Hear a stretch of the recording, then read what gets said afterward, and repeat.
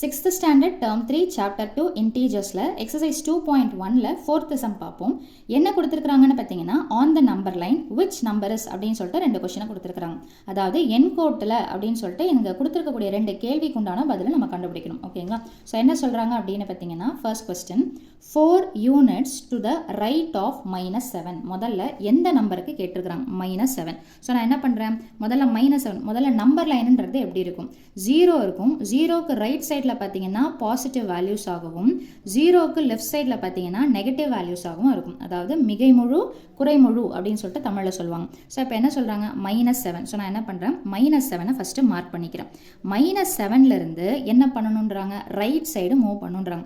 அப்போ ரைட் சைடுனா எந்த பக்கம்? இந்த பக்கம். ஸோ எவ்வளோ மூவ் பண்ணணும்னு சொல்கிறாங்கன்னு பார்த்தீங்கன்னா 4 யூனிட்ஸ். தமிழில் பார்த்தீங்கன்னா வலது பக்கமாக 4 அலகுகள் நகர்த்தணும்னு சொல்கிறாங்க. அப்போ நான் 4 யூனிட்ஸ் மூவ் பண்ணணும்னா என்ன அர்த்தம்? ஸோ இதை நீங்கள் எப்படி போடலான்னா இப்படி 1 2 இதை கவுண்ட் பண்ணக்கூடாது, அதுக்கு அடுத்த நம்பர்லேருந்து தான் நீங்கள் கவுண்ட் பண்ணணும். 1 2 3 4. அப்போ எந்த இடத்துல போய் நிற்கும்னு பார்த்தீங்கன்னா -3ல் போய் நிற்கும். ஸோ நீங்கள் ஆரோ மார்க் போடும்போது இப்படி போடணும். இப்படியும் போடலாம், அல்லது சிங்கிள் வேல்யூஸாகவும் நீங்கள் எடுத்து போடலாம். அது உங்களுடைய சாய்ஸ். எந்த பக்கம் மூவ் ஆகுதுன்னு பார்த்தீங்கன்னா ரைட் சைடில் மூவ் ஆகுது. ஸோ 4 யூனிட்னா எந்த நம்பர் கொடுத்துருக்குறாங்களோ அந்த நம்பரை கணக்கிடக்கூடாது, அதுக்கு பக்கத்தில் இருக்கிற நம்பர்லேருந்து 1 2 3 4 அந்த யூனிட்டை ரவுண்ட் பண்ணிவிட்டு எந்த பக்கமாக போகுதுன்னு பார்த்தீங்கன்னா இந்த பக்கமாக போகுதுன்ற ஆரோ மார்க்கை போட்டுக்கலாம். இதை நீங்கள் இந்த பக்கமாக ஆரோ மார்க் போட்டுக்கலாம், அல்லது இங்கேயும் போட்டுக்கலாம். ஸோ அப்போ என்ன ஆன்சர்னு பார்த்தீங்கன்னா 4 units to the right of -7 is அப்படின்னு சொல்லிட்டு போட்டுட்டு ஆன்சர் என்னன்னு பார்த்தீங்கன்னா -3. ஓகேங்களா? அடுத்தது என்ன கேள்வி கேட்குறாங்க? 5 units to the left of 3 அப்படின்னு சொல்லிட்டு கேட்குறாங்க.